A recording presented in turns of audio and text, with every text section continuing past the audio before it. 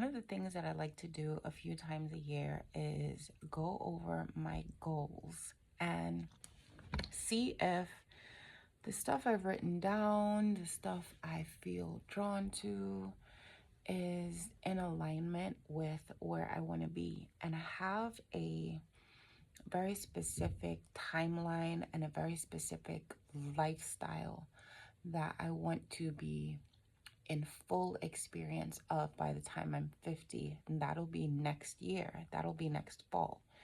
So I have a year and some months to get that system in place. And even while I'm thinking about that, I'm open to new developments and new experiences and new people coming into my life. And I have noticed that in the past year, I have partnered with amazing women. And these are, I don't want to say sudden. It wasn't that the relationships were sudden, that these partnerships were sudden, but they were easy. And I am not a person who makes friends easily. I am not a person who gravitates easily towards other women and forges new friendships quickly.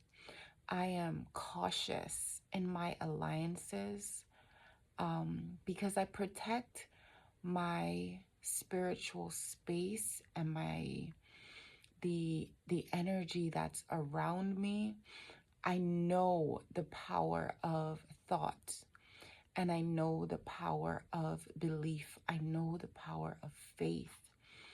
And I also know how easily influenced we are by people who are not in alignment with the plan that God has, right? And that doesn't mean that they're bad people. I can enjoy the company of people who are not in alignment with where I feel God leading me, right? So it's not that I exclude people. I was in a position of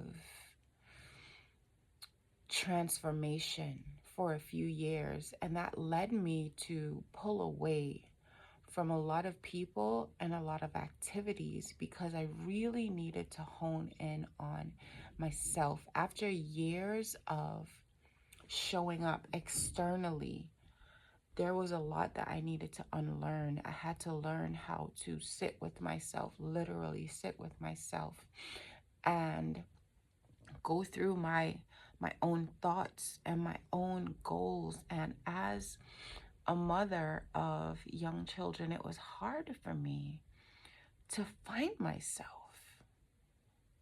And I see a lot of women struggling with that, where they're doing so much, but they are not present in the process.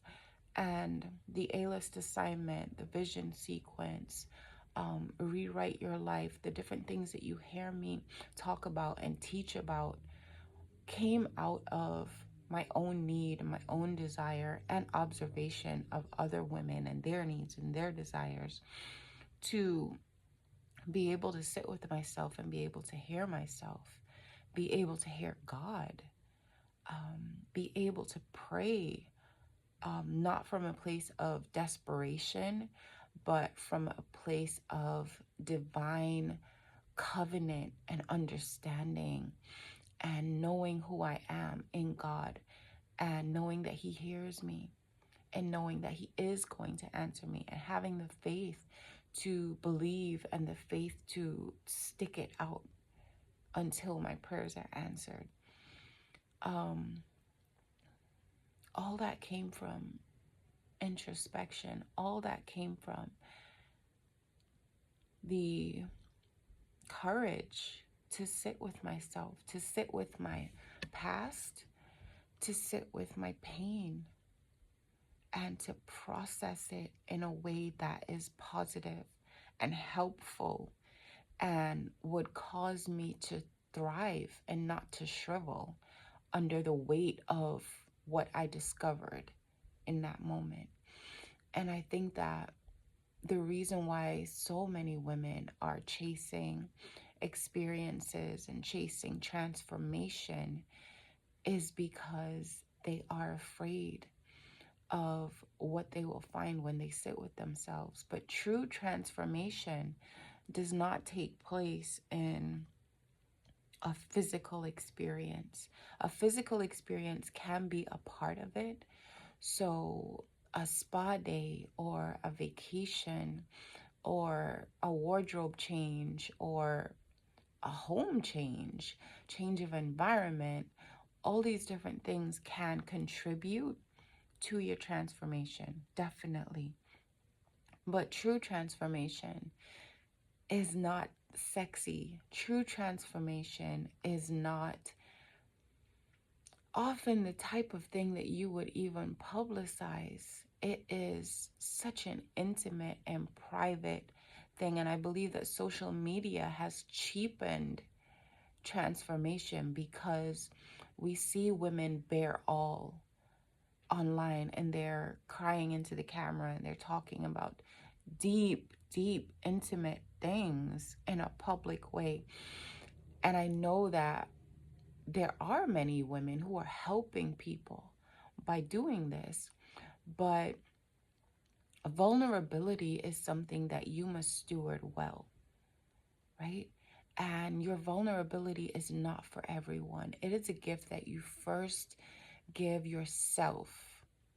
And I believe that when a woman is able to be vulnerable with herself, her prayers will change.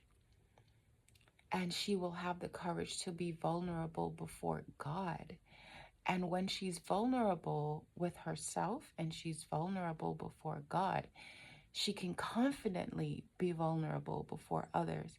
And to some of you, that's going to sound crazy. Like, how can you be confidently vulnerable?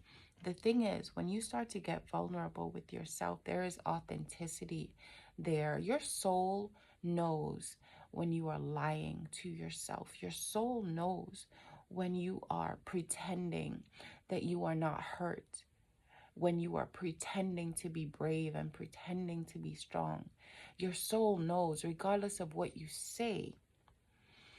When you get vulnerable and you start dealing with the real thoughts, the real emotions, the real motives, the real standards, the real goals that you have, there is an alignment that happens within you. It's like when you are pretending that everything's okay, when you are lying to other people and it's not a contrived and intentional lying, you just don't want to come off as broken as you truly are. But when you allow yourself to face that brokenness, this is why I talk about journaling. It can be as simple as journaling, sitting, having the courage to pull away from everything that's pulling on you and just sit with your own thoughts and write, cry, be angry, dream, just let it all out. Women carry so much. We carry so much, but I believe that the mistake a lot of women make is that they forget that we were created to carry life within, right? We weren't created to carry life on our backs. We were created to carry life within us. And when you cultivate the life within you, instead of trying to carry life on you, you increase your capacity. You increase your capacity for courage and for compassion. And you increase your capacity to say yes to the things that you do want in your life instead of taking more on your back that you don't want in your life. And that takes work. That takes internal work. That takes doing things that maybe no one's going to see and no one's going to applaud. And if your desire is to seek applause and affirmation from outside yourself, you're not going to do the work within yourself. that you need to do to show up authentically so that you are happy and fulfilled and satisfied and feel complete in the woman that you are, whether or not other people clap for you.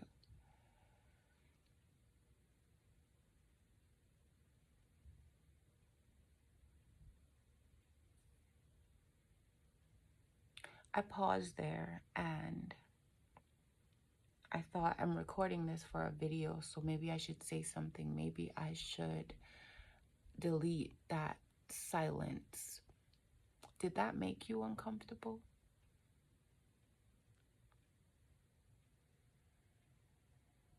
Does the silence make you uncomfortable? That's a good question to ask. Is that why your life is so full? Because the silence makes you uncomfortable. I want to encourage you to step into the silence and see who you find there, because the version of you that you are chasing, the version of you, the complete and courageous and beautiful and interesting version of you that you might be pretending to be for someone else's approval, she is found in the silence that you might be avoiding. I hope this helps. Blessings on your journey. I'll talk to you soon.